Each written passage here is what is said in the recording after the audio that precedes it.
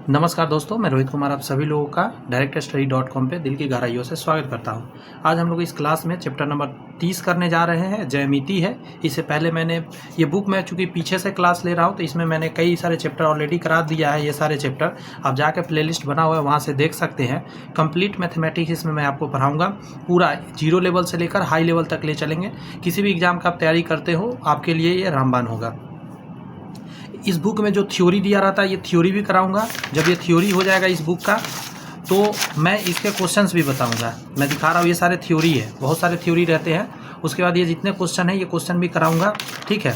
और क्वेश्चन कराने के बाद इसका PDF मैं प्रोवाइड करूंगा।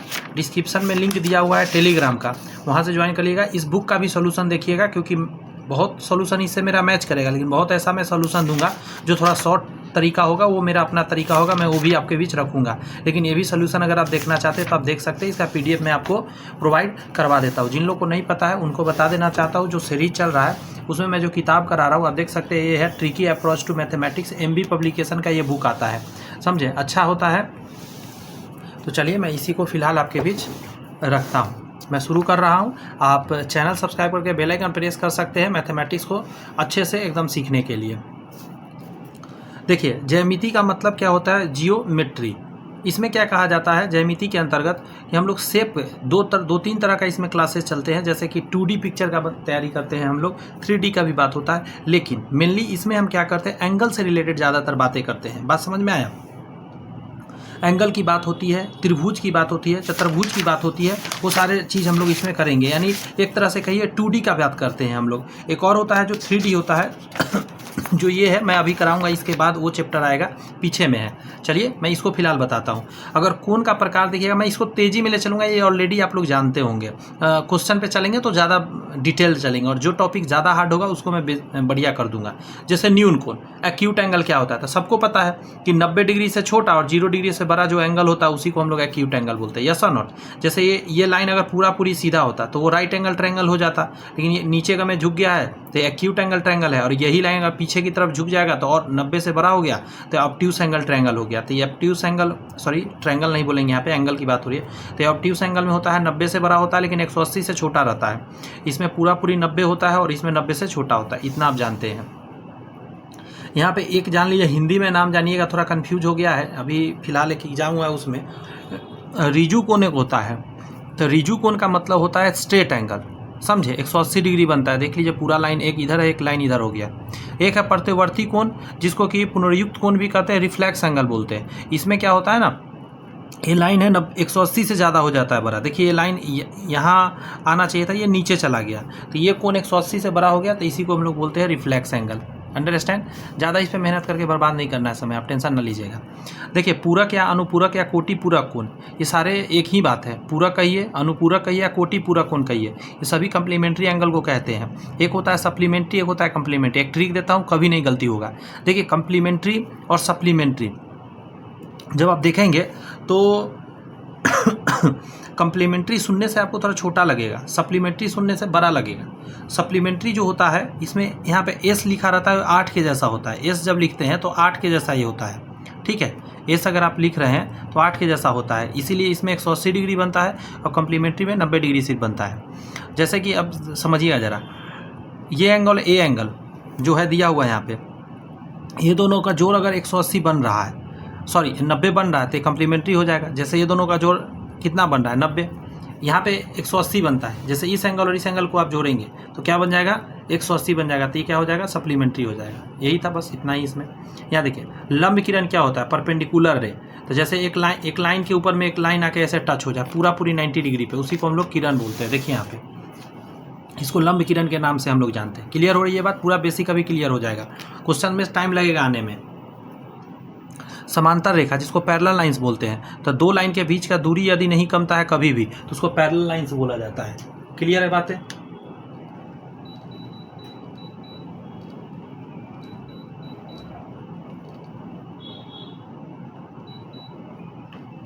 जी, यहाँ आसन्न कोण की बात करिए, एडजेसेंट एंगल जिसको बोलते हैं। यदि दो कोणों का शीर्ष बिंदु एक ही हो, मतलब जैसे एक ये कोण हुआ और एक ये कोण हुआ, एक कोण और एक कोण, इन दोनों का कोण शीर्ष एक ही जगह है ना, तो इन दोनों को हम लोग आसन्न कोण बोलेंगे। या एक और बोलने का तरीका है, एक भुजा कॉमन हो, एक भुजा दोनों का कॉमन हो तब आसन कोण होता है।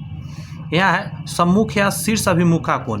तो जैसे दो रे जब आपस में कटेगा, मतलब दो लाइन जब आपस में कटता है तो ये जो ऊपर वाला है ये इसके क्या होता है, बराबर एंगल होता है, और इधर वाला जो होता है इधर वाला के बराबर होता है। क्लियर है? आगे आइए। रैखिक युग्म, लीनियर पेयर जिसको बोलते हैं। यहाँ कह रहा है यदि दो कोण इस प्रकार हो कि उसके शीर्ष बिंदु उभयनिष्ठ है, एक भुजा उभयनिष्ठ है और बाकी भुजाएं विपरीत किरणें हैं, तो उन कोणों को रेखीय युग्म कहा जाता है। क्लियर है? जब इसको इस पर टच कराइएगा तो आप समझिएगा। यहाँ पर लीनियर पेयर 180 बनाता है, इधर वाला और इधर वाला जोड़ के 180 बन रहा है, तो लीनियर पेयर। आपके यहाँ कुछ देर पहले सर आप एक आसन्न कोण बताए थे, तो सुनिए, आसन्न कोण अलग होता है, उसमें कोई एंगल का बात नहीं होता है।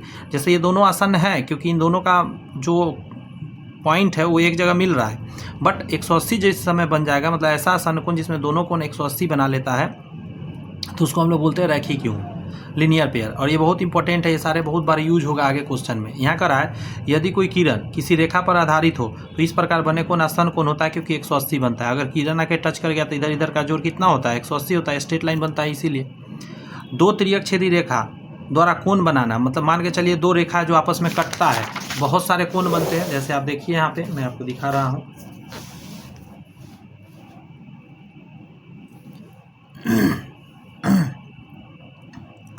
जैसे ये टच हुआ है, एक यहाँ से भी कट हुआ है, तो दो रेखा है, एक इधर से आके कट गया, तो बहुत सारे इसमें बन गया। लेकिन एकदम ध्यान दीजिएगा, यहाँ कोई नियम से नहीं है। क्या है? नियम से नहीं, दोनों पैरेलल नहीं है, बस यूं ही कट गया है। तो कटेगा तो आमने सामने बराबर होगा। ये दोनों यहाँ का टच हुआ तो ये दोनों बराबर होगा, ये दोनों एंगल बराबर होगा। इसमें ये दोनों एंगल बराबर होगा, ये दोनों एंगल बराबर होगा। बस यहाँ के एंगल का यहाँ के एंगल से कोई रिलेशन इसमें नहीं बैठता है। ये दोनों, ये लाइन और ये लाइन तिर्यक छेदी रेखा कहलाएगा, ए लाइन और ए लाइन तिर्यक छेदी रेखा कहलाएगा। ये ध्यान रखिएगा। यहाँ पे कुछ बात आपको समझना होगा, संगत कोण क्या होता है, तो इसी से देख देख कर समझना होगा। संगत कोण देखिए, जिसको कॉरेस्पॉन्डिंग एंगल बोलते हैं। संगत क्या होता है? जैसे ये 5 है तो ये 1 के संगत हुआ, ये 8 है ये 4 के संगत हुआ, ये 6 2 के संगत हुआ और 7 3 के संगत हुआ। इसको संगत कोण बोलते हैं। एकांतर कोण, तो इधर वाला इधर के एकांतर, इधर वाला इधर के एकांतर, समझे? 5 3 का एकांतर, ये इसके एकांतर। अच्छा, एक और होता है क्रमबद्ध अंतः कोण। ये दोनों अंतः कोण है, कंसेक्यूटिव है, एक ही तरफ है इंटीरियर, ये दोनों ऐसे करके होता है। ये सारी बात मैंने समझा दी। अब यहाँ आइए, वो जितनी बातें वहाँ आपने देखा है वो पैरेलल लाइन पे ज़्यादा बढ़िया काम करता है। पैरेलल है तो वो एंगल सब बराबर हो जाता है। जैसे ये दोनों का जोड़ 180 होता है, ये अंदर की बात कर रहा हूँ, इसका इधर वाला का जोड़ भी 180 बनाता है। दूसरी बात, ये और ये बराबर होगा, ये नीचे वाला के बराबर होगा, ये ऊपर वाला एंगल के बराबर, ये नीचे वाला के बराबर। बात समझ में आई? ये दोनों आपस में वर्टिकल अपोजिट से बराबर, ये दोनों आपस में बराबर, ये दोनों आपस में बराबर, ये दोनों आपस में बराबर। ये दोनों एंगल मिलकर 180 बनाएगा, ये दोनों एंगल मिलकर 180 बनाएगा, ये दोनों मिलकर तो 180 बनाएगा ही बनाएगा। ये बातें हैं। कह रहा है दो समांतर रेखाएं AB और CD और एक तिर्यक छेदी रेखा इस प्रकार LM AB और CD को P और Q पर क्रमशः काटते हैं। P और Q पे काटा है, तो कह रहा है संगत कोणों का प्रत्येक जोड़ा बराबर होता है। संगत कोण अभी ऊपर में आपने सीखा है, ये वाला के बराबर होगा, ये वाला के बराबर होगा, नीचे वाला के बराबर होगा, ये संगत कोण हो गया। एकांतर अंतःकोण का प्रत्येक जोड़ा बराबर होता है। एकांतर अंतःकोण, तो ये इसके बराबर और ये इसके बराबर होगा। क्रमशः अंतःकोणों के प्रत्येक जोड़े संपूरक होते हैं। संपूरक मतलब 180, ये दोनों जोड़े 180 बनाएगा, ये दोनों 180 बनाएगा। ठीक है, इसका प्रत्येक कथन का विलोम भी सही होगा। ये दोनों 180 बना रहा है तो ये इसके पैरेलल होगा, यही है विलोम। क्लियर हो गई बातें? आगे कह रहा है कि अगर कोई तिर्यक छेदी रेखा दो समांतर रेखाओं को काटता है तो देखिए एकांतर अंतःकोण के प्रत्येक जोड़े बराबर होते हैं। मतलब एंगल 1 एंगल 2 के बराबर होगा और एंगल 3 एंगल 4 के बराबर। कहाँ है एंगल 2? देख लीजिए, एंगल 2 एंगल 1 के बराबर और एंगल 3 एंगल 4 के बराबर होगा। पहला पॉइंट यहाँ क्लियर हो गया। अब जितनी बात आपने वहाँ पढ़ा है उस सभी को यहाँ पे आपको दिखाएगा लिख कर, ताकि आपको कोई दिक्कत ना हो, आराम से समझ में आ जाए। जैसे कि अगर कोई तिर्यक छेदी रेखा दो रेखा को इस प्रकार काटता है कि एकांतर अंतःकोणों का जोड़ बराबर हो, तब दोनों रेखाएं समांतर होती है। जैसे इसका उल्टा भी बोल दिया यहाँ पे कि ये इसके बराबर है तो ये लाइन इसके पैरेलल होगा, वो अपोजिट हुआ। जो बात वहाँ सीखे आप उसका। जैसे यहाँ देखिए, अगर कोई तिर्यक छेदी रेखा दो समांतर रेखाओं को काटता है तो क्रमबद्ध अंतःकोणों का जोड़ संपूरक होता है। मतलब इसका 180 होता है, इसका 180 होता है। अगर ये तिर्यक छेदी रेखा काटा है पैरेलल लाइन को, इसका उल्टा बगला होगा। यहाँ देखिए इसका उल्टा क्या है,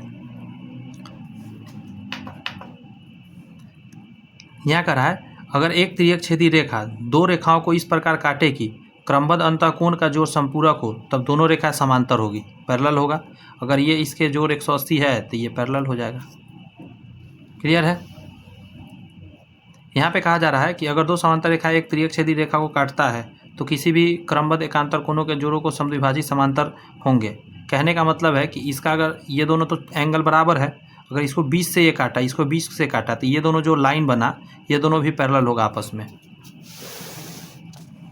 उसी तरह यहाँ भी देखिएगा, अगर संगत कोण की बात करिएगा उसमें भी अगर काटेगा, संगत कोण के अभी अगर बाइसेक्टर आप लीजिएगा तो ये दोनों आपस में पैरेलल होगा। यहाँ पे कह रहा है अगर संगत कोण के जोड़े के समद्विभाजक जो अन्य तिर्यक छेदी रेखा के परिणाम स्वरूप बनते हैं तो दो रेखाओं के रेखाएं समांतर होगी। कहने का मतलब क्या है, अगर यहाँ से काट रहे हैं, यहाँ से कट रहा है तो ये दोनों आपस में पैरेलल होगा। दूसरी बात और भी, ये भी पैरेलल होगा। ऐसा नहीं कि ये दोनों पैरेलल होगा, अगर ये काट रहा है एंगल को या ये दोनों पैरेलल है कटने के बाद तो ये दोनों अपने आप पैरेलल हो जाएगा। ये सब कनेक्शन एक दूसरे से पॉइंट आउट है। ये पॉइंट पढ़िए, कह रहे यदि कोई रेखा ए बी और सी डी को एक रेखा एल जो ए बी पर लंब है, A B C D parallel है और एक पर लंब है तो दूसरा पर अपने आप लंब हो जाता है। बात समझे, ये दोनों पैरेलल है, मान के चलिए ये लाइन आके यहाँ लंब है तो ये इस पे भी लंब होगा, ये गारंटी है। आगे है त्रिभुज यानी ट्रायंगल किसी समतल प्लेन में तीन भुजाओं से घिरी बंद आकृति त्रिभुज कहलाती है। इसे सामान्यतः त्रिभुज से सूचित किया जाता है। त्रिभुज है ए बी सी, इस तरीका के त्रिभुज के तीनों अंतःकोणों का योग 180 होता है। एंगल ए बी और सी 180 बनाता है। नेक्स्ट कर रहा है त्रिभुज की परिमिति, पैरीमीटर ऑफ ए ट्रायंगल क्या होता है, तो जोड़ दीजिए जरा, तीनों भुजा को जोड़िए और 2s करिएगा, s निकालेंगे तो अर्ध परिमिति हो जाएगा। ये सब चीज़ तो बच्चा वाला है, जानते ही होंगे, फिर भी सारी बात को एक बार दिखाना जरूरी होता है। सारे पॉइंट अच्छे से देख लीजिए, पॉइंट मेन समझ लीजिएगा तो क्वेश्चन तो ऐसे ही उड़ा दीजिएगा। त्रिभुज के अनुसार, जैसे कि भुजा के अनुसार त्रिभुज का प्रकार, तो समबाहु त्रिभुज इसके तीनों भुजा बराबर होते हैं और तीनों एंगल 60-60 होते हैं, ये भी ध्यान रखिएगा, ये स्पेशल इसमें होता है। समद्विबाहु त्रिभुज क्या होता है, तो जिसको स्केलेन ट्रायंगल बोलते हैं, इसमें दो भुजा बराबर होता है, समझे, तो ये दोनों एंगल भी बराबर होता है, ये भी आपको याद रखना होगा। आगे है समबाहु त्रिभुज, विषमबाहु त्रिभुज, इसमें तीनों भुजा अलग अलग होते हैं, कोई बराबर नहीं होता है। कोण के आधार पर पहला है 90 डिग्री वाला, जिसको राइट एंगल ट्रायंगल बोलते हैं, कोई एक एंगल 90 होता है, ये ध्यान रखिएगा। और सबसे बड़ा भुजा इसमें 90 के सामने वाला होता है। एक चीज़ इसमें और होता है, अगर सामने वाला भुजा निकालना हो तो साइड वाला दोनों भुजा के रूट कर दीजिएगा स्क्वायर करके तो निकल जाएगा। वही h स्क्वायर बराबर P square plus P square, ये तो बहुत दिन से जानते होंगे, वही फार्मूला, कोई नया नहीं है। समकोण त्रिभुज में समकोण के अलावा दोनों कोण एक दूसरे के पूरक कोण होते हैं। पूरक क्यों हो जाता है, क्योंकि एक 90 डिग्री ऑलरेडी है समकोण में, तो दूसरा दोनों मिलकर समकोण 90 तो बनाएगा ही बनाएगा। न्यून कोण त्रिभुज, एक्यूट एंगल ट्रायंगल, वह त्रिभुज जिसकी सभी कोण 90 डिग्री से छोटा हो, न्यून कोण त्रिभुज कहलाता है। जैसे आप देख लीजिए, सारे 90 डिग्री से छोटा है, न्यून कोण त्रिभुज होता है। इसमें एक खास बातें जानना है, जो यहाँ स्टार लगा देता हूँ। इसमें क्या जानना है, इसमें सबसे बड़ा एंगल ये है ना, तो इसके सामने वाला भुजा का जो स्क्वायर होगा, इन दोनों के स्क्वायर को ऐड करने से बड़ा होगा। फिर से सुनिए, ये सबसे बड़ा है, इसके सामने, सॉरी ये दूसरा बात बता, रुकिए बता, ये भुजा का नाम ए होगा, बी के सामने वाला का छोटा बी और सी के सामने वाला का छोटा सी।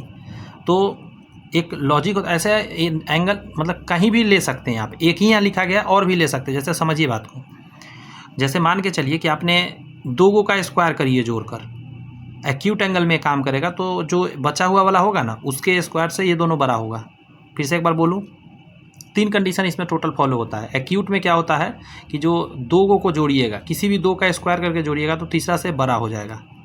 राइट एंगल में बराबर होता है, देखिए राइट एंगल में बराबर होता है, ऊपर राइट एंगल का था, यहाँ पे बराबर होता है। देखिए यहाँ पे दो को जोड़ा तो एक तीसरा के बराबर होता है। और सबसे बड़ा एंगल के सामने वाला क्या, और एक और है, अधिक कोण त्रिभुज में उल्टा होता है। अधिक कोण त्रिभुज में क्या होता है कि छोटा हो जाता है, इसका स्क्वायर करिएगा ना तो इससे छोटा होता है। इसमें थोड़ा नाम मैं सही बता रहा था, मेरा ही बताने का तरीका सही था, इसमें दिया हुआ गलत तरीका से है। देखिए इसको ए करना पड़ेगा इसके हिसाब, सॉरी इसको सी करना पड़ेगा इसके हिसाब से, और इसमें से किसी को ए और बी करना पड़ेगा। मैं सही जा रहा था, मुझे लगा कि इसमें ज़्यादा बेटर हो सकता है, लेकिन नहीं। जैसे बड़ा वाला गौर से सुनिएगा, अब मैं बोल रहा हूँ ये ज़्यादा ध्यान दीजिएगा, थोड़ा देर पहले जो बोल रहा था वो लागू नहीं होगा। देखिए सबसे बड़ा एंगल ये है, इसके सामने वाला का स्क्वायर करिए और जो बच गया दोनों को साइड को स्क्वायर करिए, ठीक है, और जोड़ दीजिए तो ये जो होगा इससे ये बड़ा होगा। राइट एंगल ट्रायंगल में 90 डिग्री यहाँ होगा तो ये इसका स्क्वायर करिएगा तो इन दोनों के जोड़ के बराबर होता है, जो ऊपर मैंने अभी लिख के दिखाया था। और अधिक कोण त्रिभुज में ये छोटा हो जाता है, इसका स्क्वायर जो होता है और इन दोनों का जोड़ का स्क्वायर करिएगा। जैसे इसमें पी ए सी है, यहाँ ए और बी है, तो ए स्क्वायर बी स्क्वायर जब आप करेंगे तो ये इसके स्क्वायर से छोटा ही रह जाएगा। ये अधिक कोण का एक गुण है। आगे त्रिभुज के गुण यानी प्रॉपर्टीज ऑफ एंगल। त्रिभुज के तीनों कोणों का योग 180 होता है तो जानते हैं। त्रिभुज की किसी एक भुजा को बढ़ाने पर निर्मित कोण सुदूर अंतः कोणों के योगफल के बराबर होता है। ये बहुत इंपॉर्टेंट है, स्टार लगा देता हूँ, इस पर बहुत सारे क्वेश्चन एग्जाम में आएंगे।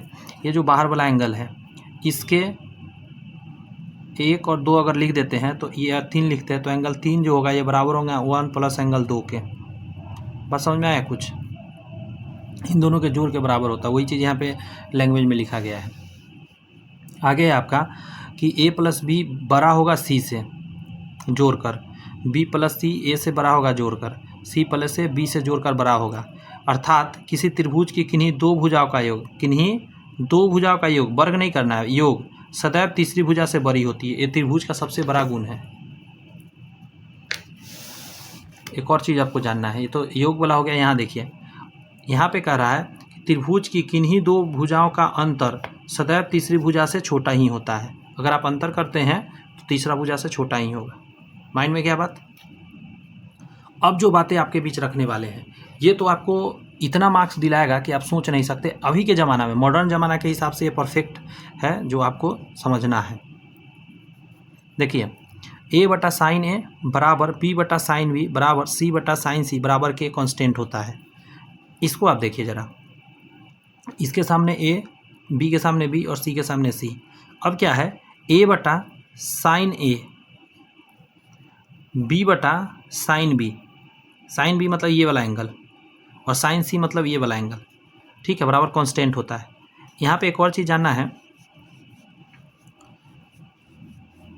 साइन रूल और कोसाइन रूल होता है दो। तो ये कोसाइन रूल यहाँ पे देखिए, कॉस ए का अगर आप जानना चाहिएगा, जैसे मान के चलिए आप इस एंगल को जानना चाह रहे हैं कॉस ए के हिसाब से, तो बगल बगल के स्क्वायर करके जोड़ देना है और बाद सामने वाला को घटा देना है और नीचे इन दोनों का 2ab करना, मतलब दुगना करना इन दोनों का गुना करके। फिर से सुनिए, इस एंगल को लिखना बड़ा आसान है, इसका स्क्वायर करिए, इसका स्क्वायर करके जोड़ दीजिए और ये वाला स्क्वायर करके घटा दीजिए।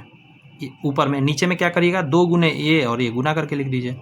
जैसे यहाँ पे हमको बी का लिखना है तो बी का कैसे, ये कोसाइन रूल ये कहलाता है। यहाँ से यहाँ तक ये जो है इसको कोसाइन रूल बोलते हैं।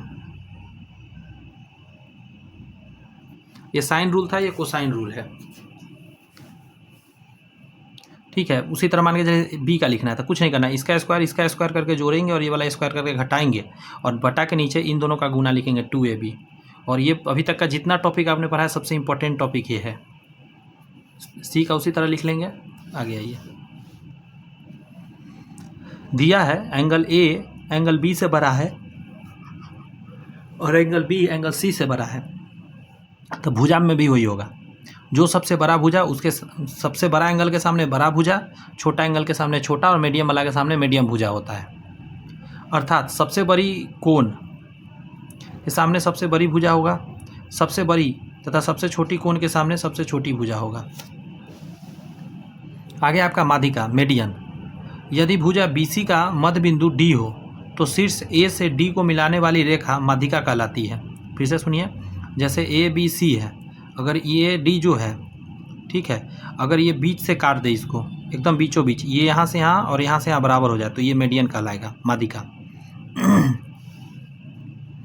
आगे है लंब या ऊंचाई, अल्टीट्यूड ऑफ हाइट क्या होता है। अगर यहाँ से ये आया है और यहाँ 90 डिग्री पर गिर गया है, मतलब 90 डिग्री एंगल बना रहा है दोनों तरफ, तो यही हो जाता है, ये क्या कहलाएगा उस समय, अल्टीट्यूड या हाइट बोलते हैं इसको। वही बात यहाँ लैंग्वेज में लिखा है।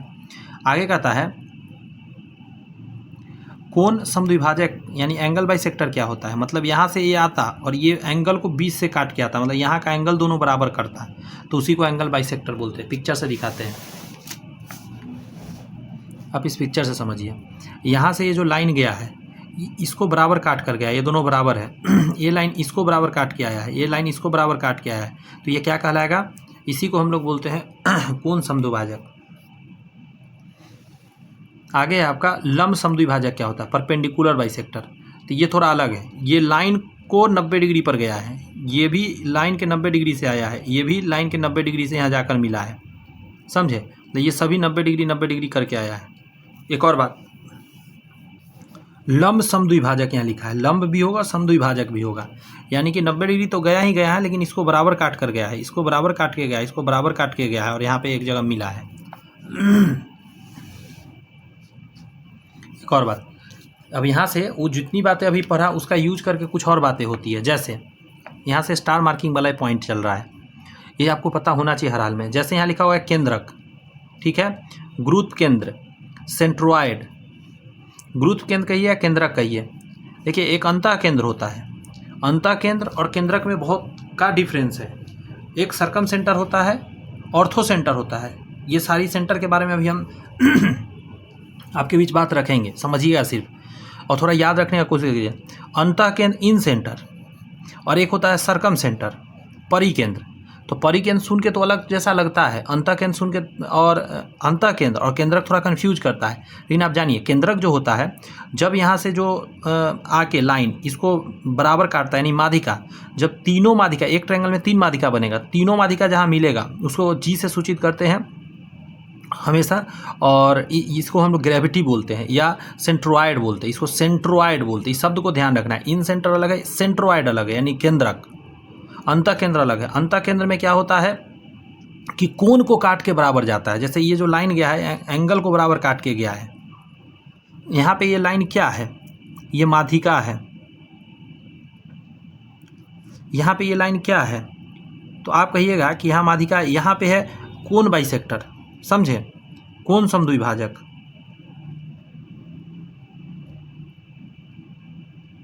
अगर कोण समद्विभाजक आपस में मिलता है जहाँ, उसको इन सेंटर बोलते हैं। ये जो इन सेंटर होता है, अगर यहाँ से और यहाँ से रख के अगर आप गोल घुमाएंगे तो एक अंदर में सर्कल बन जाएगा। इसमें कोई ऐसा सर्कल के केस नहीं होता है। एक होता है सरकम सेंटर, इसमें क्या होता है, जो अभी थोड़ा देर पहले आपने देखा है, इसको बोलते हैं लंब समद्विभाजकों का मिलान बिंदु। लंब समद्विभाजक थोड़ा देर पहले आपने ऊपर देखा है। इसमें क्या होता है कि इसका परपेंडिकुलर जाके आपस में मिलता है, सरकम सेंटर इसको बोलते हैं। मतलब इसको बराबर काटेगा और 20 से जाएगा 90 डिग्री पर, यहाँ भी बराबर काटेगा और 20 से जाएगा, इसको बराबर काट के 20 से जहाँ मिलेगा इसको ओ से सूचित करते हैं, ठीक है। और इसके जो रेडियस होता है इसको छोटा वाला आर से सूचित करते हैं, इसका जो रेडियस होता है इसको कैपिटल आर से सूचित करते हैं, ये भी जानिए। अच्छा, यहाँ पे रेडियस इसका नहीं बन रहा है, इसका रेडियस यहाँ बन रहा है, यहाँ से यहाँ तक, समझ गए। तो इसमें इसका नाम क्या होगा, परिकेंद्र। यहाँ से और इसको रेडियस लेके खींचिएगा तो एक सर्कल बाहर में बनेगा ट्रायंगल के। एक लंब केंद्र होता है, जिसको ऑर्थो सेंटर बोलते हैं। त्रिभुज के तीनों लंबों को मिलाने वाली जो त्रिभुज का जो होता है लंब केंद्र कहलाता है। जो 90 डिग्री गिरेगा किसी रेखा पर, वो भी तो मिलेगा ना एक जगह, इसीलिए यहाँ करा गुरुत्व केंद्र, अंतः केंद्र, परिकेंद्र तथा लंब केंद्र के गुण, जो भी आपने अभी पढ़ा उसका गुण भी कुछ होता है। और पट्टी जो पहले है सेंट्रोइड, सेंट्रोइड आप समझ ही गए होंगे, मीडियन से बनता है। इन सेंटर जो बनता है कोण समद्विभाजक से बनता है। सरकम सेंटर जो बनता है ये लंब समद्विभाजक से बनता है। और ऑर्थो सेंटर जो होता है ये होता है लंब के मिलान से, जो 90 डिग्री गिरता है। सबसे पहले हम कह रहा है त्रिभुज का जो गुरुत्व केंद्र होता है, गुरुत्व केंद्र जो माध्यिका को 2 और 1 के अनुपात में बांटता है, यानी कि ये जो लाइनिंग है इसमें नीचे एक पार्ट होता है, ऊपर 2 भाग होता है। ये इस बिंदु के पास ऊपर 2 भाग, नीचे 1 भाग होता है। बहुत इंपॉर्टेंट पॉइंट अभी आप पढ़ रहे हैं, समझे, ये चीज़ याद रखिएगा। उसी चीज़ को यहाँ एक्सप्लेन करके लिखा गया है कि ये पूरा वैल्यू अगर 3 पार्ट है तो इसमें से यहाँ 2 पार्ट होता है, यहाँ से यहाँ 1 पार्ट होता है। उसी तरह इधर से भी देख सकते हैं, यहाँ से अगर 3 भाग है तो यहाँ से यहाँ 2 भाग होगा, यहाँ से यहाँ 1 भाग होगा। इतनी बात माइंड में रहेगा। बोलिएगा जरा। चलिए आगे आइए। आगे कह रहा है केंद्रक, केंद्रक बोलते ही आपके समझ में क्या आना चाहिए? गुरुत्व केंद्र। केंद्रक और गुरुत्व केंद्र एक ही चीज़ है, सेंट्रोइड बोलते हैं इसको।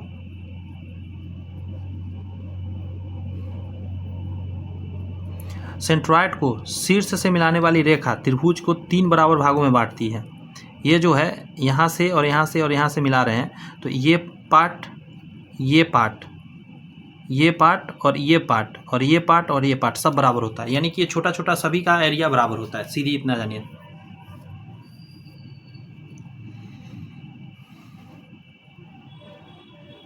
यहाँ देखिए, यहाँ से यहाँ तक आइए, ये वाला पार्ट इसका एरिया, यहाँ से आइए इसका एरिया, और यहाँ से आइए पेन के अथी पे ध्यान दीजिएगा, नीब पे, इधर वाला इधर वाला इधर वाला, तीनों का एरिया बराबर होगा।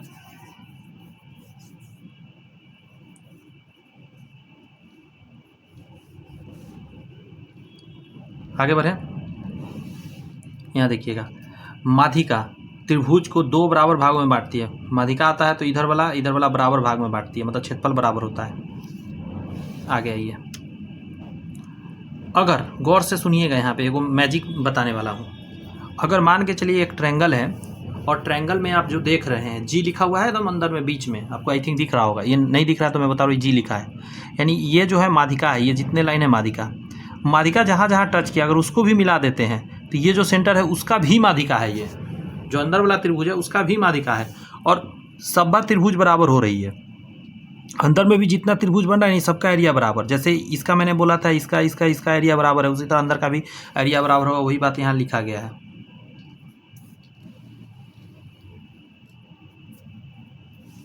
और चूंकि कितना पार्ट बना है यहाँ पे देखिए, ये लाइन को देखिए, GDF देखिए कहाँ पे है, GDF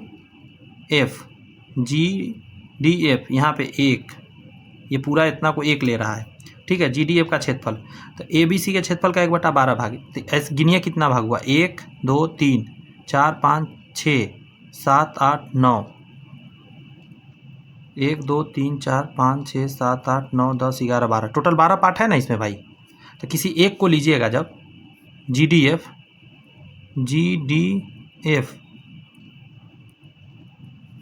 थोड़ा सा यहाँ गलती लिख दिया है, पता है आपको, रुक जाइए देखने दीजिए जरा, यहाँ पे GDF नहीं होना चाहिए था। जब हम GDF की बात करते हैं इसमें 2 पार्ट आ गया ना, 2 पार्ट नहीं आना चाहिए था, 1 पार्ट कोई लेना चाहिए था, जैसे कि GDI होना चाहिए था। GDF जो है, 1 मिनट सॉरी, GFD, हाँ वही बात है, 2 पॉइंट ले लिया, GFD में 2 पार्ट आ गया ना, 1 पार्ट लेना है। कोई एक पार्ट जो होता है ना 1/12 भाग होता है पूरे का, क्यों? क्योंकि 12 पीस में बट गया ना, सब पीस का एरिया बराबर होता है, इसीलिए। बात समझ में आ रही होगी बात। यहाँ पे थोड़ा मिस प्रिंट है लिखा हुआ इस चीज़ में, यहाँ होना चाहिए था ना GFI रहता ना, ट्रायंगल GFI तो ज़्यादा बढ़िया रहता।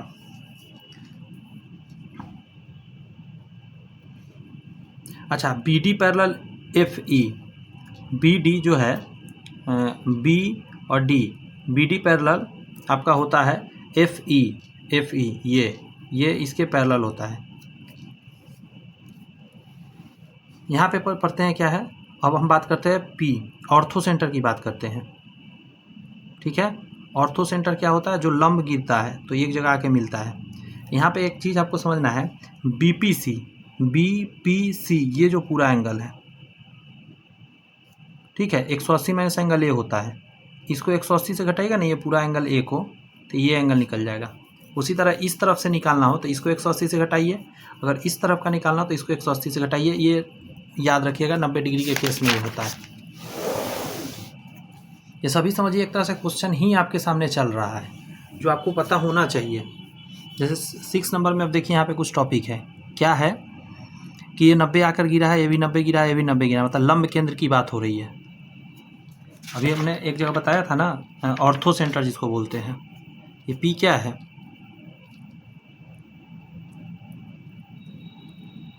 लंब केंद्र। अब समझिए यहाँ पे अब बेसिक सी बात करना है यहाँ पे। जैसे कोई एक को लेते हैं, ये 90 डिग्री यहाँ पे है तो इस तरफ भी 90 डिग्री होगा, ये भी दोनों तरफ 90 होगा। अब इस चीज़ को लिखा हुआ है 90 - C, क्या इसका मतलब है?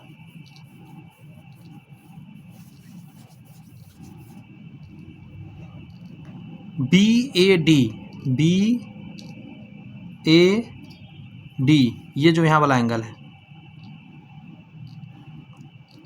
आप देखिएगा ये 90 माइनस बी होगा। आपको ये कैसे होगा? ये पूरा एंगल क्या है, यहाँ से यहाँ पूरा एंगल बी है, और ये क्या है 90 डिग्री। सोचिएगा सिर्फ, और ये एक ट्रायंगल बन रहा है पूरा बड़ा वाला।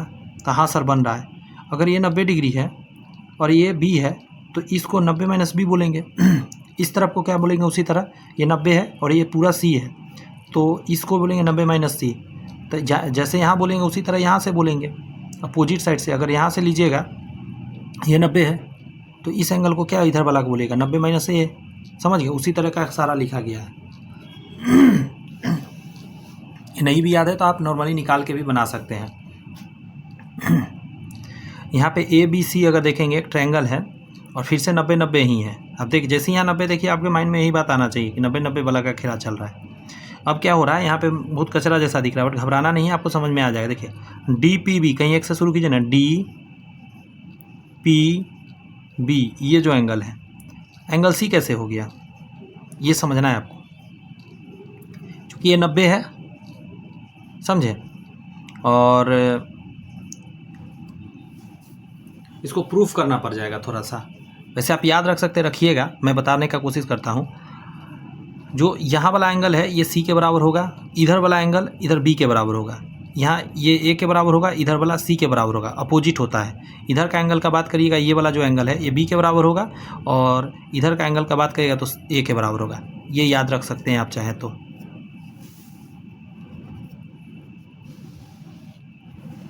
यहाँ पे आप देखेंगे ये भी 90 डिग्री वाला है और बाहर में एक ट्रायंगल गुजरा है। यहाँ से यहाँ तक अगर आप जाएंगे तो ये इसका R बराबर अगर आप देखेंगे तो क्या होता है, परित्रिज्या, जिसको सर्कम रेडियस बोलते हैं। बताया था सर्कम रेडियस थोड़ा देर पहले। सर्कम सेंटर का जो तो सर्कम रेडियस बोलते हैं। यहाँ पे आप एक चीज़ देख रहे होंगे, गौर करिएगा मेरी बात को। यहाँ पे ये दोनों बराबर है और ये 90 डिग्री है। ये ऊपर वाला जो क्वेश्चन था ये इसमें और इसमें अंतर है। इसमें सिर्फ 90 डिग्री था तो ये लंब केंद्र था, मतलब लंब था ये। लेकिन इसको क्या बोलेंगे, इस डंडा का इस बार नाम बदल जाएगा। ये जो लाइन है इसका नाम बदल जाएगा, इसको बोलेंगे लंब समद्विभाजक। इसी चीज़ को समझना है। वो लंब था, ये लंब समद्विभाजक है। और लंब समद्विभाजक में ये जो वो होता है वो क्या है, सर्कम सेंटर है। बात समझ में आया कि नहीं है?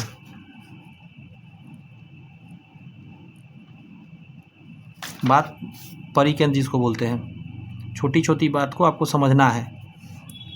यहाँ भी 90 देख के आप वही समझ सकते थे लंब, लेकिन आपके माइंड में भी तो आना चाहिए बराबर कटा हुआ है। अब इस केस में क्या होता है, यहाँ से यहाँ को हम लोग कैपिटल R बोलेंगे, ठीक है। और कैपिटल R निकालने का फार्मूला भी होता है जो आगे आपको बताएंगे हम। इसमें तो दिया हुआ नहीं है। इसमें अगर मान के चलिए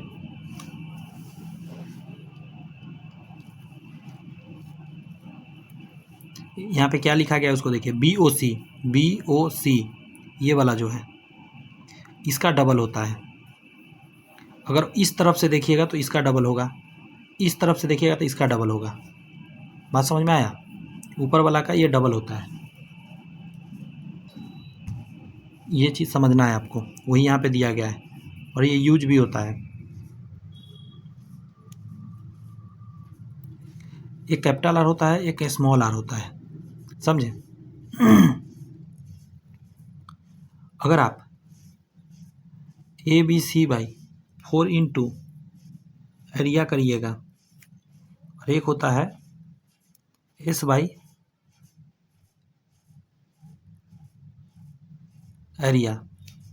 दो फार्मूला होता है। इसको याद रखिएगा तो आपको काम आ सकता है। वैसे ये मैं उल्टा लिख दिया, यहाँ पे होता है S,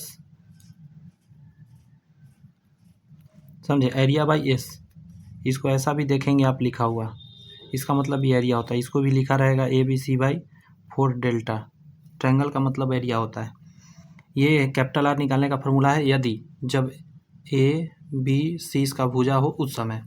और इसमें भी एस तो जान ही रहे हैं, एस बराबर कैसे निकलता है, A plus B plus C by 2 होता है, अर्ध परिमाप भी इसको बोलते हैं। फिलहाल यहाँ ज़रूरत था नहीं, यहाँ पे ज़रूरत जो था वो इम्पोर्टेंट था। इसका ये डबल होता है इसका इधर वाला एंगल डबल होता है। एंगल को समझिए, ये पूरी एंगल की बात मैं कर रहा हूँ, ये पूरा एंगल का डबल होता है ये नीचे वाला एंगल। उसी तरह यहाँ का पूरा इधर के पूरा के बराबर होगा, वही यहाँ पे लिख के बता दिया गया है। यहाँ पे क्या कह रहा है, आपके सामने एक पिक्चर बना हुआ है, ओ बी सी ये वाला एंगल ओ सी बी, इसको निकालने का क्या है, तो 180 माइनस 2 एंगल ए बाई 2 से निकाल सकते हैं। यानी कि ओ बी सी और ओ सी बी ये निकालने के लिए आपको क्या करना है, 90 में से एंगल ए को घटाना होगा। एंगल ए को 90 में से घटाएंगे तो निकल जाएगा। यहाँ पे आइए, क्वेश्चन पर और बढ़िया समझ में आएगा। बहुत सारी बातें अभी जितना समझ में आ रहा है उतना समझ लीजिए, आगे क्वेश्चन आएगा, अभी थोड़ा सा टाइम लगेगा। बहुत सारे टॉपिक्स है, इसको क्लियर करेंगे तभी तो क्वेश्चन पे चलेंगे ना। थ्योरी नहीं करा रहे हैं तो फिर दिक्कत हो रहा है। बहुत सारे हम ऑलरेडी प्लेलिस्ट बना रखे हैं बुक्स कै को पढ़ा कर, जिसमें कि ऐसे थ्योरी नहीं पढ़ाए हैं, डायरेक्ट उसमें क्वेश्चन से किए हैं, और वहाँ भी थ्योरी बता ही देते हैं, बट यहाँ पे थोड़ा क्लियर ज़्यादा कर रहे हैं। आई लिखा हुआ है, इन सेंटर की बात हो रही है, ध्यान रखिएगा। यहाँ लिख भी दिया है अंतकेंद्र। यहाँ पे एक चीज़ जानना है, ये चूँकि बराबर काट के आएगा तो ए बाई टू हो जाएगा, उसी तरह बी बाई टू हो जाएगा, सी बाई टू हो जाएगा। अगर बी ए डी की बात करेगा, बी ए डी इस एंगल का बात करिएगा तो क्या हो जाएगा, समझ गए होंगे। यहाँ पे क्या कह रहा है, इसको समझिए, बी आई सी, बी यहाँ पे आई होना चाहिए था अंदर में, बी आई सी की बात करिएगा, बी आई सी ये पूरा, बी आई सी बराबर 90 प्लस ए बाई 2, एक आधा करके अगर 90 में जोड़िएगा तो बी आई सी के बराबर होगा।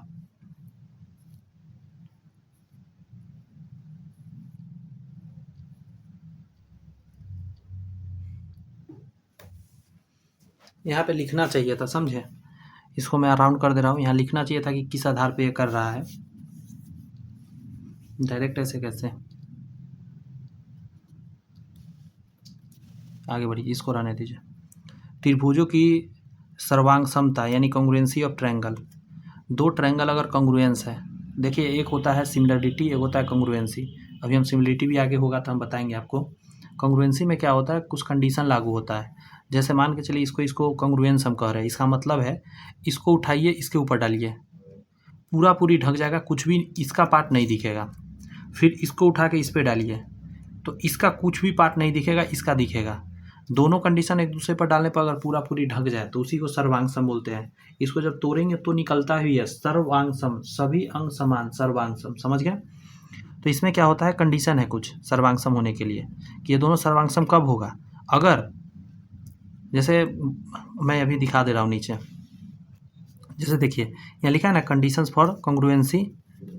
अब कंडीशन को देखिए, जैसे पहला कंडीशन यहाँ पे है, पहला कंडीशन करा एस एस एस, मतलब भुजा बराबर होना चाहिए। मतलब मान के चलिए दो ट्रायंगल है, इसका भुजा ये इसके बराबर, ये इसके बराबर, ये इसके बराबर, तो ये दोनों क्या हो जाएगा, सर्वांग सम। उसको लिखते कैसे, इस तरीका के साइन देते हैं, पहले बराबर का साइन देते हैं और ऊपर में एक चिड़िया बना देते हैं, ठीक है, इसको बराबर का साइन देकर चिड़िया बना देते हैं।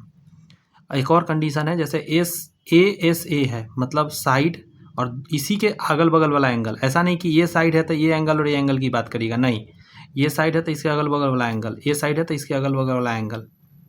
अगर ऐसा कंडीशन बन रहा है तो भी ये क्या हो जाएगा, आपस में सर्वांग सम हो जाएगा। तो लिखने का तरीका ये है।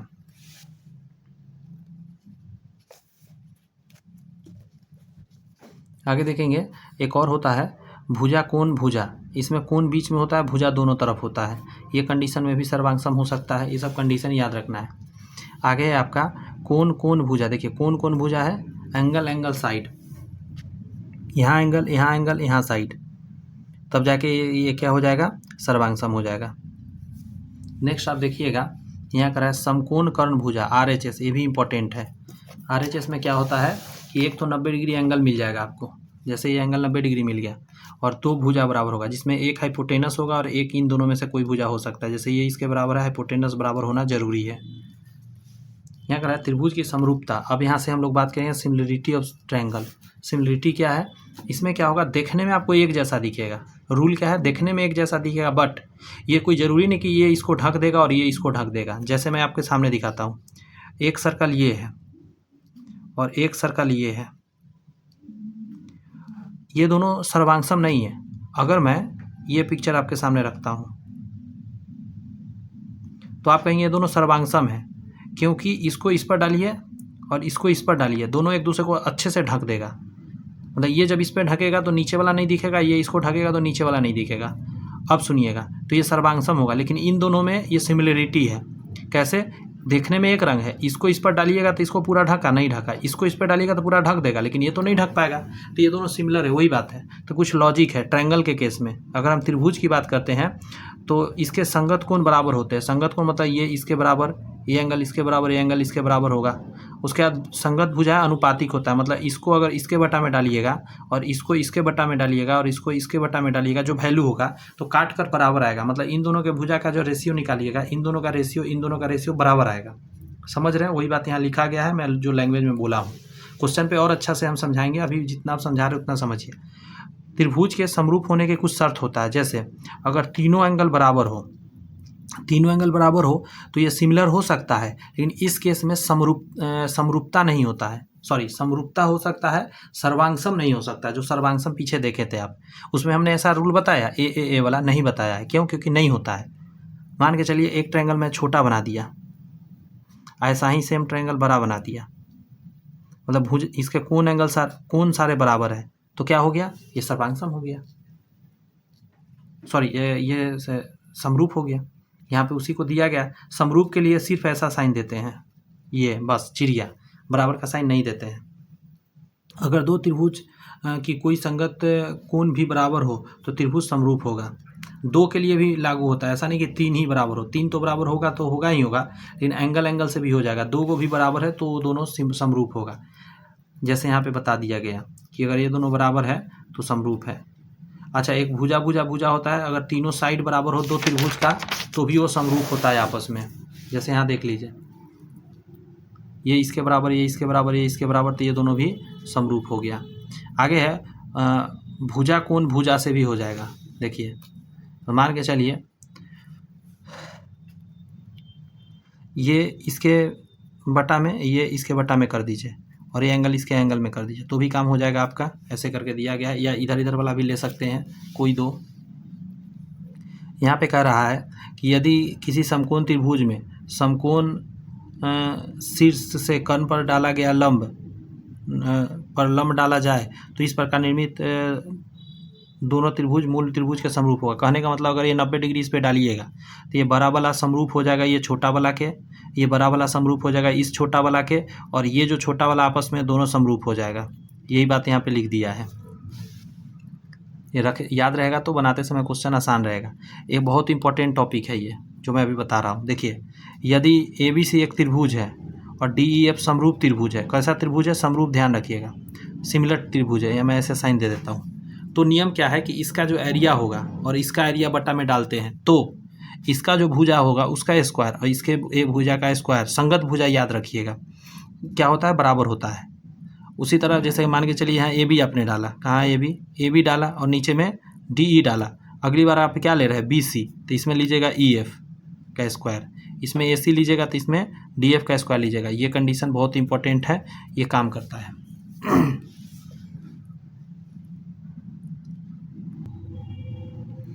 यहाँ पे है कि यदि दो त्रिभुज समरूप हो तो पहला है उसके क्षेत्रफल का अनुपात संगत माध्यिकाओं के, गौर से सुनिए, माध्यिकाओं के वर्गों के अनुपात के बराबर होगा। अभी भुजा का मैंने बताया, माध्यिका के भी बराबर होता है। यहाँ तक कि संगत शीर्ष लंब के वर्गों के अनुपात के बराबर होता है। ठीक है, आगे कहता है चतुर्भुज। क्वाड्रिलेटरल्स क्या है? किसी समतल में चार भुजाओं से घिरी आकृति को चतुर्भुज कहते हैं। चतुर्भुज के चारों कोनों का योग 360 डिग्री बनता है। जैसे पिक्चर आपके सामने देख सकते हैं, चारों का जोड़ 360 है। अच्छा, वृत्त के अंदर अगर चतुर्भुज हो, क्वाड्रिलेटरल इनसाइड ए सर्कल, तो इसको बोलते हैं सर्कम सर्कल क्या बोलते हैं, सॉरी इसको बोलते हैं, बता रहे हैं, साइक्लिक क्वाड्रिलेटरल क्या बोलते हैं,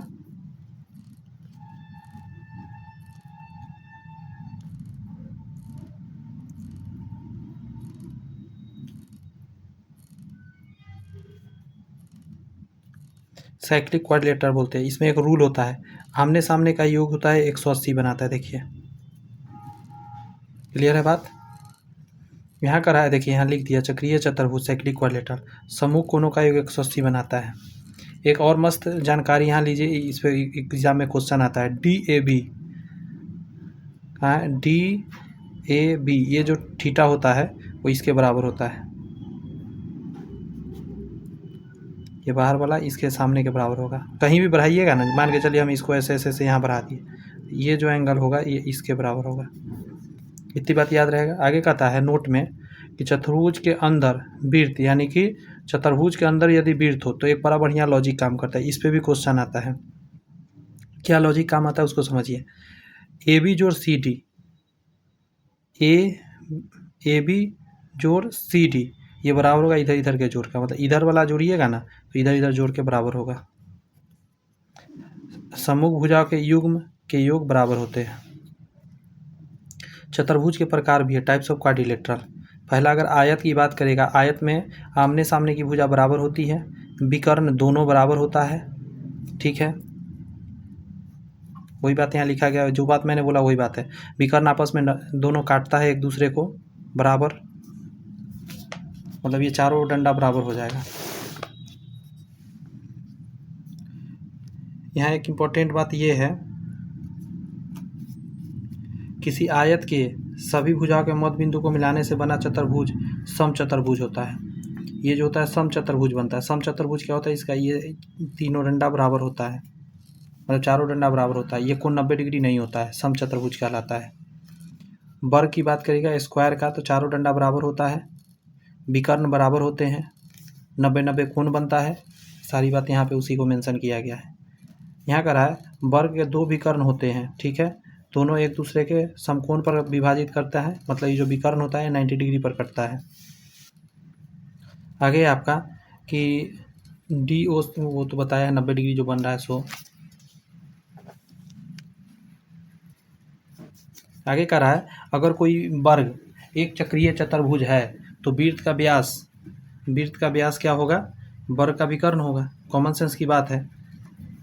अगर मान के चलिए इस वृत्त के अंदर एक वर्ग है तो इसका व्यास जो होगा वो सेंटर से जाएगा। अगर कोई वृत्त वर्ग में है तो कह रहा है भुजा को स्पर्श करे तो वृत्त का जो व्यास होगा वर्ग का भुजा के बराबर होगा, ये सेंटर हो जाएगा। रेडियस आधा करेंगे भुजा के, उसके बराबर होगा। वर्ग की भुजाओं के मध्य बिंदु को अगर मिलाते हैं तो एक वर्ग अंदर में बनता है। ये जो वर्ग के अगर मिलाइएगा मध्य बिंदु को तो वर्ग ही अंदर में बनता है, ठीक है। समांतर चतुर्भुज क्या होता है, पैरेललोग्राम जिसको बोलते हैं। तो रेक्टेंगल को अगर थोड़ा झुका दीजिएगा, यानी ये इसके पैरेलल होता है, ये इसके पैरेलल होता है और बराबर भी होता है। ये जो लाइन मैं खींच रहा हूँ ये बराबर को सूचित कर रहा है, बात समझे। इसके अगर आप डायगोनल को मिलाइएगा तो डायगोनल आपस में एक दूसरे को बाइसेक्ट करते हैं, लेकिन डायगोनल बराबर नहीं होते हैं। यहाँ लिख रहा है समांतर चतुर्भुज की आमने सामने की भुजा की लंबाई बराबर होती है, वही यहाँ लिख के दिया है। और एक ही ओर के अंतःकोण का योगफल 180 होता है, मतलब इसका और इसका जोड़ अगर देखिएगा ना तो 180 बनाएगा। आगे कह रहा है कि दो विकर्ण एक दूसरे को समद्विभाजित करते हैं, मतलब ये इसके बराबर ये इसके, मैं ये ऑलरेडी बोल दिया पहले, उसी को यहाँ एक्सप्लेन करके दे रहा है। समांतर चतुर्भुज के दोनों विकर्ण चतुर्भुज के 4 बराबर भागों में बांटते हैं, यानी ये सबका एरिया बराबर होता है। यहाँ पे समझिएगा जरा, कह रहा है समांतर चतुर्भुज का कोई एक विकर्ण चतुर्भुज के 2 बराबर भागों में बांटेगा। अगर ऐसे भी करने तो ये दोनों बराबर होगा, ऐसे भी करने तो ये दोनों बराबर होगा। चक्रीय समांतर चतुर्भुज एक आयत होता है। अगर मान के चलिए कि एक समांतर चतुर्भुज कहा गया है कि डाल दिया गया है वृत्त के अंदर, तो असल में वो आयत का रूप ले लेगा, मतलब ये 1990 हो जाएगा।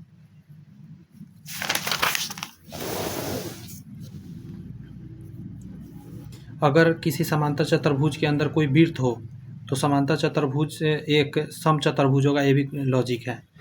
ये समांतर चतुर्भुज था, अगर अंदर में एक वृत्त बनेगा, जैसे ही वृत्त बनेगा उस समय क्या हो जाएगा, ये इधर का डंडा ये सब बराबर हो जाएगा आपस में, और ये क्या हो जाएगा, एक रोम्बस हो जाएगा। आगे है समचतुर्भुज या विषम कोण चतुर्भुज रोम्बस, वह चतुर्भुज जिसकी सभी भुजाएं आपस में बराबर हो, सामने आमने सामने की भुजा समानांतर हो तथा प्रत्येक कोण समकोण हो, उसे समचतुर्भुज कहलाता है। समचतुर्भुज जिसको हम लोग बोलते हैं रोम्बस, सभी बराबर है, 90 डिग्री नहीं होगा, ये कंडीशन है। और इसको जब मिलाइएगा ना तो 90 डिग्री पे कटता है। यहाँ पे देखिए दिया गया है, उसी को एक्सप्लेन करके बता दिया कि 90 डिग्री पे कटता है। एक और बात है कि मान के चलिए इसका मध्य बिंदु को आप मिलाते हैं, करा देखिए समचतुर्भुज के मध्य बिंदु से निर्मित जो चतुर्भुज होता है वो आयत बनता है। समचतुर्भुज के अंदर में एक आयत बनता है, वर्ग के अंदर मध्य बिंदु मिलाने से वर्गे बनता है, आयत के अंदर मिलाने से समचतुर्भुज बनता है, और समचतुर्भुज को मिलाने से आयत बनता है। ये उल्टा होता है एक दूसरे का। अगर चूंकि समचतुर्भुज एक समांतर चतुर्भुज भी है, इसीलिए इसके भी एक ही ओर के अंतःकोण का योग 180 बनता है। बेसिक सी बातें हैं। अच्छा, समलंब चतुर्भुज क्या होता है? ये नया टाइप चीज़ है। उल्टा नाव या सीधा नाव हम लोग कभी कभी इसको बोल देते हैं। समलंब चतुर्भुज का नियम है कि इसमें एक ही पैरेलल लाइन होगा, एक जोड़ा। ये पैरेलल लाइन नहीं होता है। पहला कंडीशन है, अगर मान के चलिए मिड पॉइंट से गया है, देखिए ए बटा ई डी बराबर होगा बी एफ बटा एफ सी। अगर ये गौर से सुनिए, ये इसके पैरेलल है और एक और पैरेलल लाइन खींच दीजिएगा इसी के बीच में, तो ये बराबर बटा ये बटा के बराबर होगा हमेशा। एक और बात, अगर ऐसे आप मिलाइएगा तो यहाँ से अगर देखिएगा तो ओ डी ये जो होगा और बटा में ओ बी ये वाला, इधर भी इसी लीजिएगा, बड़ा वाला फिर छोटा वाला बराबर होगा। अब देख सकते हैं समलंब चतुर्भुज के सारे भुजाओं के मध्य बिंदु को मिलाया गया। इसका मध्य बिंदु, इसका मध्य बिंदु, इसका मध्य बिंदु, इसका मध्य बिंदु। समलंब चतुर्भुज की मध्य बिंदुओं से निर्मित जो चतुर्भुज होता है, ठीक है, एक समांतर चतुर्भुज होता है। कैसा चतुर्भुज का निर्माण होता है? समांतर चतुर्भुज का निर्माण होता है। ये खास बात है। आगे देखिए, कह रहा है वृत्त की बात करते हैं तो किसी समतल प्लेन में एक ऐसा बिंदु पथ जिसकी दूरी एक निश्चित बिंदु से सदैव समान या कांस्टेंट रहती है, उसे निश्चित बिंदु को वृत्त के केंद्र और नियत दूरी कांस्टेंट डिस्टेंस वृत्त की त्रिज्या कहलाती है। मतलब इस सेंटर से इसका दूरी जो है हर एक बिंदु का बराबर होती है, और यहाँ से यहाँ की दूरी को त्रिज्या कहते हैं। यहाँ नोट में दिया गया, उसको पढ़िए कि वृत्त के केंद्र को ओ से तथा त्रिज्या को आर से सूचित करते हैं। वृत्त से संबंधित कुछ महत्वपूर्ण पदों का नामकरण क्या है? जैसे पहला इंपॉर्टेंट है परिधि, तो गोल चक्कर को परिधि बोलते हैं। फटाफट इसे बता देते हैं। 2 पाई आर के बराबर ये होता है, 2 पाई आर, ठीक है। व्यास, व्यास क्या होता है? अगर सेंटर से इस साइड से इस साइड को मिलाते हैं, सेंटर से जाता है, उसको व्यास बोलते हैं। ये डी जो होता है ये 2r के बराबर होता है। रेडियस यहाँ से यहाँ होता है, इसका डबल करिएगा तो फिर डी बन जाता है। वही बात यहाँ पे दिया गया जो मैंने बोला। कह रहा है किसी वृत्त में त्रिज्या तथा व्यास की संख्या अनगिनत होती है। ये सब चीज़ अनगिनत होता है। वृत्त के सभी व्यास आपस में बराबर होते हैं, सभी त्रिज्या बराबर होती है। कोड क्या होता है? तो सरकमफ्रेंस से सरकमफ्रेंस को मिलाने वाले लाइन को कोड बोलते हैं। जितना मिलाइए वो सब कोड होगा। इसका सबसे बड़ा जो कोड होता है वो व्यास होता है। सबसे बड़ा कोड क्या होता है? व्यास होता है। जो सबसे बड़ा जीवा होता है उसको व्यास हम लोग कहते हैं। देखिए, किसी वृत्त में जीवा की संख्या अनगिनत होती है और सभी जीवा में लंबाई आपस में बराबर नहीं होती है। जीवा छोटा बड़ा हो सकता है। अर्धवृत्त, सेमी सर्कल क्या होता है? तो वृत्त को काट दीजिए तो सेमी सर्कल बन जाता है। एक और है स्पर्श रेखा क्या होता है? जो वृत्त से टच करके जाता है उसको टेंजेंट या स्पर्श रेखा बोलते हैं, कहीं से भी टच करके जाए। यहाँ एक चीज़ है कि किसी वृत्त पर अनगिनत स्पर्श रेखा खींचा जा सकता है, लेकिन कंडीशन बदलेगा। जब बाहरी एक बिंदु से खींचना हो तो बाहरी एक बिंदु से एक वृत्त पर 2 ही खींचा जा सकता है। बाहर एक बिंदु से वृत्त पर 2 ही खींचा जा सकता है, आगे होगा जरूर। छेदक रेखा क्या है? जो वृत्त को काट के जाए अंदर से, उसको छेदक रेखा कहते हैं। सकेंद्रीय वृत्त क्या होता है? तो एक ही सेंटर से एक से ज़्यादा वृत्त बनता है, उसको सकेंद्रीय वृत्त बोलते हैं। एक ही सेंटर से एक से ज़्यादा वृत्त बन रहा है अलग अलग रेडियस से, उसे सकेंद्रीय वृत्त आपस में कहते हैं। यहाँ पे है संगामी वृत्तीय, जिसको बोलते हैं कॉन्ग्रुएंट सर्कल। तो इसका रेडियस यदि बराबर हो गया, रेडियस बराबर है तो दोनों क्या कहलाएगा? कॉन्ग्रुएंट कहलाएगा। आगे है कि केंद्रीय कोण, मतलब जिसको सेंट्रल एंगल बोलते हैं। तो ऐसे करके 2 त्रिज्याओं के बीच जो एंगल बनता है उसको क्या बोला जाता है? उसको केंद्रीय कोण बोलते हैं, सेंट्रल एंगल। क्लियर हो रही है बातें? चाप क्या होता है? चाप, तो मान के चलिए कहीं भी एक सर्कल बना हुआ है और सर्कल का 2 बिंदु लिया यहाँ से, और यहाँ से दौड़ते दौड़ते आप यहाँ तक आ गए। अगर आप ए से बी तक गए तो आप क्या कहलाएगा? चाप ए बी। समझे? चाप को हमेशा ऐसे एक कर्व लाइन से सूचित करते हैं ऐसे। इसको हम कैसे लिखेंगे? A B.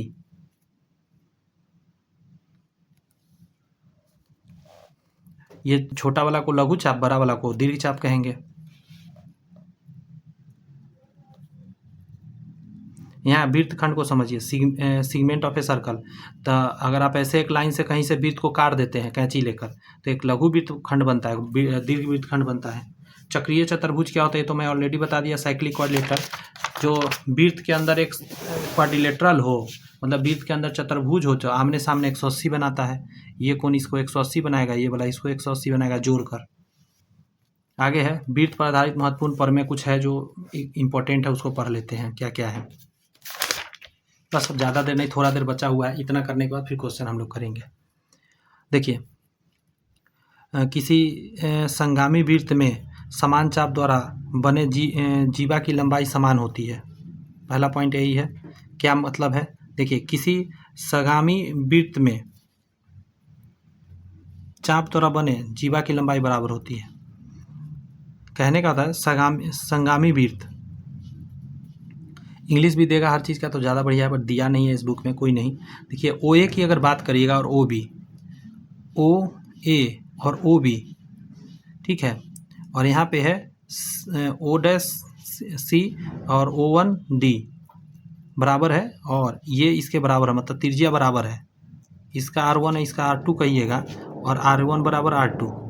अगर ऐसा कंडीशन हो जाता है तो फिर क्या हो जाएगा कि ये जीवा बराबर अपने आप हो जाएगा, ये और ये, क्योंकि चाप बराबर हो गया। ये चाप यहाँ लिखा भी है कि किसी संगामी वृत्त में समान चाप, अभी संगामी वृत्त अभी पीछे थोड़ा पढ़ा थे ना एक जगह जी, एक सेकंड रुक जाइएगा, मैं दिखाता हूँ। यहाँ देखिए, कंग्रुएंट सर्कल पढ़ाया था अभी संगामी वृत्त, तो त्रिज्या बराबर हुआ था, वही बात यहाँ कह रहा है। अगर त्रिज्या बराबर हो गया, समझे, और चाप बराबर हो गया, तो अपने आप समझ जाइए ये कि ये जो जीवा खींचा गया ये बराबर हो जाएगा। कह रहा है किसी वृत्त के दो चाप सर्वांगसम होते हैं यदि और केवल यदि वे समान माप के हो। एक ही वृत्त रहेगा, एक ही वृत्त में दो चाप, ठीक है, बराबर होगा कब,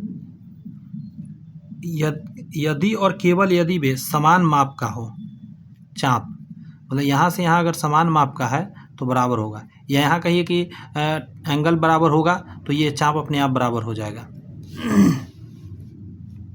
कह रहा है वृत्त के केंद्र से जीवा पर डाला गया लंब, वृत्त के केंद्र से जीवा पर डाला गया लंब ये जो होता है वो समद्विभाजित करता है जीवा को, इसको बराबर काटता है, कोड को, इधर इधर वाला बराबर होगा, ठीक है।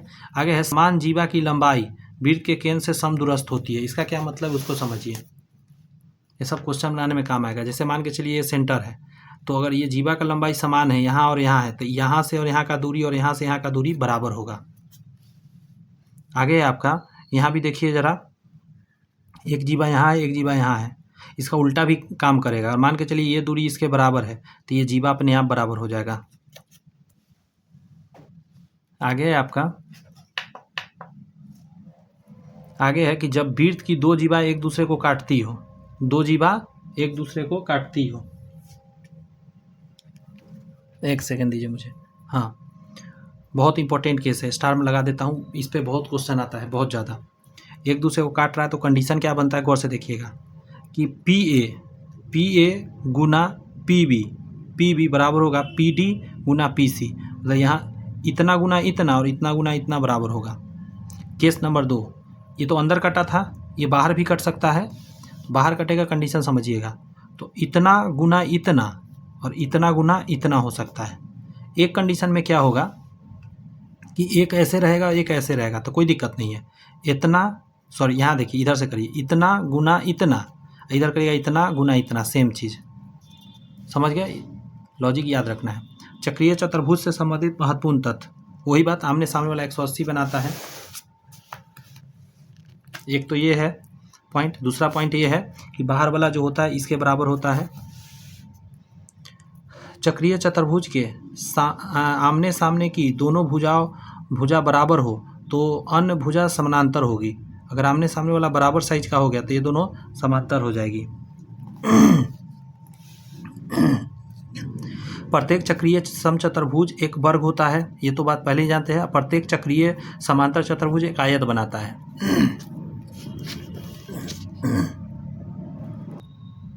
यहाँ पे कह रहा है, ये पिक्चर देखिएगा, A B plus C D, A B plus C D, A B plus C D बराबर A D plus B C. अर्थात यदि किसी चतुर्भुज की सभी भुजाएं वृत्त को परिधि को स्पर्श करे तो समूह भुजाओं के एक दूसरे के बराबर होता है। गलत पिक्चर है, ये पिक्चर ऐसे होगा,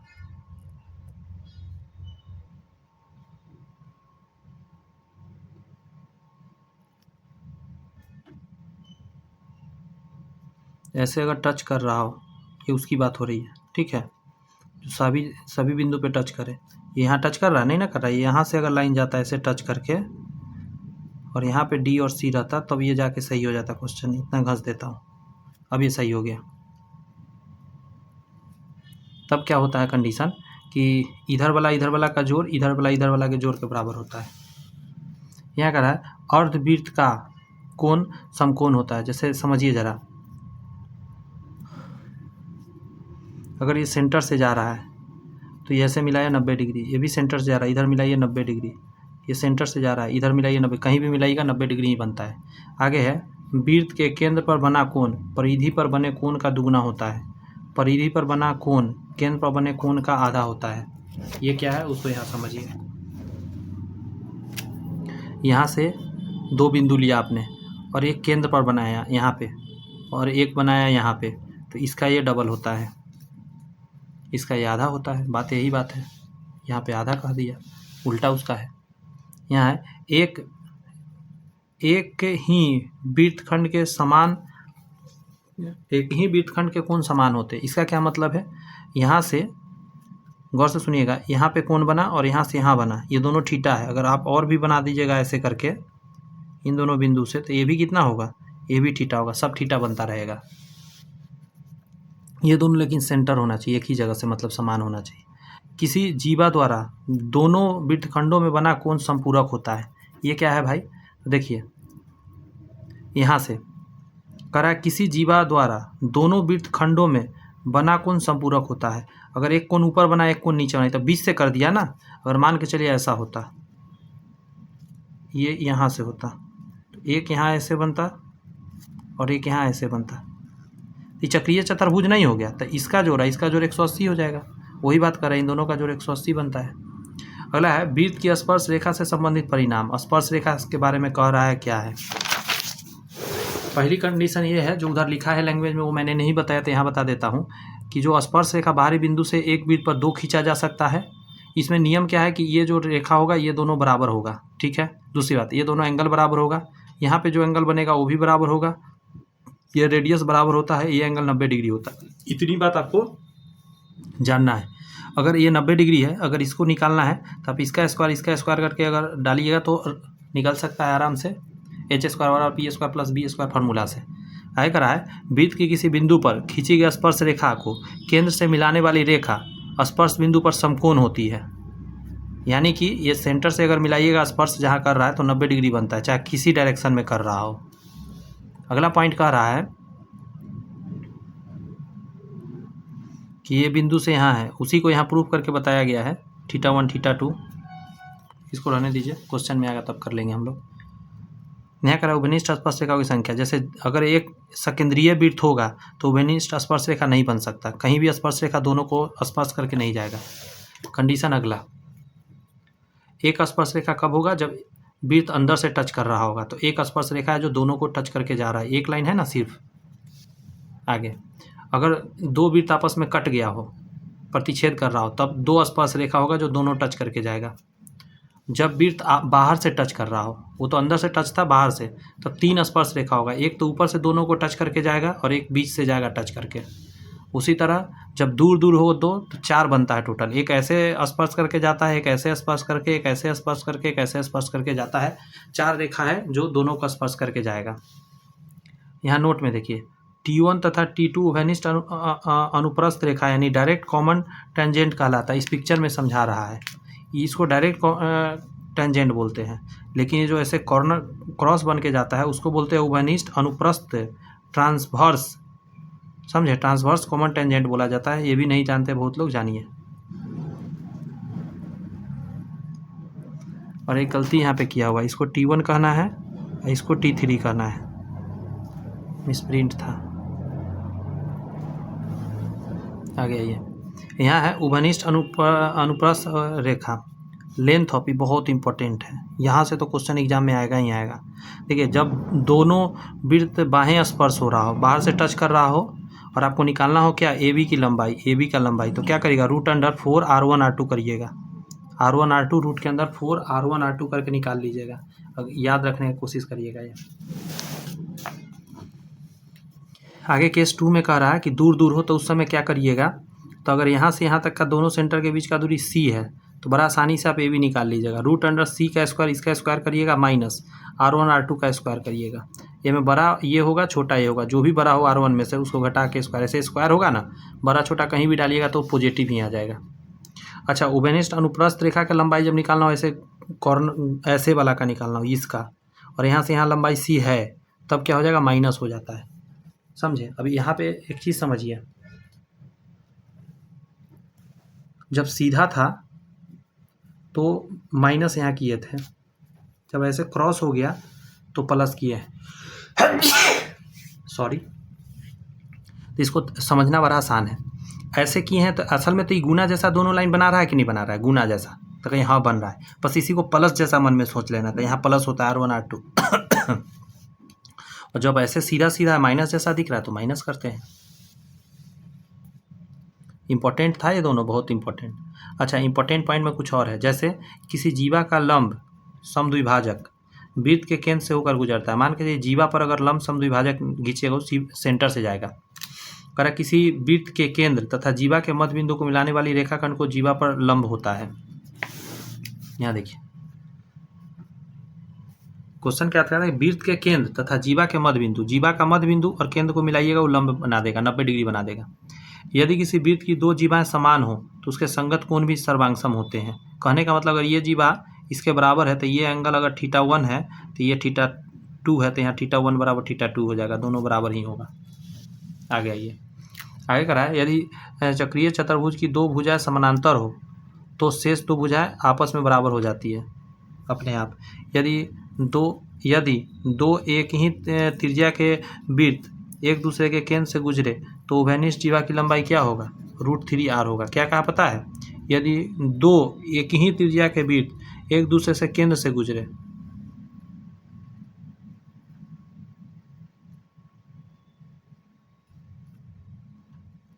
समझे, उभयनिष्ठ जीवा की लंबाई, ये जो उभयनिष्ठ जीवा है A और B, इसी का लंबाई बता रहा है। AB बराबर क्या कह रहा है, √3 गुने त्रिज्या, त्रिज्या क्या होगा R, तो ये होगा R। अब वृत्त के केंद्र से जीवा की दूरी, वृत्त के केंद्र से जीवा की दूरी ये √r² - C/2 का होल स्क्वायर, जीवा की लंबाई और R त्रिज्या है। यहाँ पे जितने थ्योरी था वो दोस्त कंप्लीट हुआ। क्वेश्चन आज की क्लास में नहीं करेंगे, क्वेश्चन जो है नेक्स्ट पार्ट आएगा उसमें मैं क्वेश्चन कराऊंगा। समझे, थोड़ा आसानी से इसको अच्छे से देख लिए हैं। अब क्वेश्चन बहुत सारा है, 162 क्वेश्चन है, तो समय लगेगा। नेक्स्ट पार्ट में आपको क्वेश्चन आपके बीच लेकर आएंगे। तब तक के लिए all the best, bye bye, thank you. Channel subscribe करके बेल आइकन प्रेस करके रखिए, और इसका PDF दोनों पार्ट पढ़ाने के बाद आपको PDF मिलेगा। बार बार PDF नहीं देंगे, एक साथ तीनों पार्ट का PDF आपको मिल जाएगा, क्योंकि 2 पार्ट में आपका ये आएगा, इसका क्या बोलता है क्वेश्चन, क्योंकि 162 क्वेश्चन करना संभव नहीं है एक क्लास में, बहुत बड़ा क्लास हो जाएगा। तो 2 पार्ट उसका होगा, एक पार्ट आपने थ्योरी देखा, 3 पार्ट में आपका टोटल का टोटल कंप्लीट, और एक साथ PDF आपको मिल जाएगा। टेलीग्राम ज्वाइन करके रखिए, डिस्क्रिप्शन में लिंक दिया गया है। Bye bye.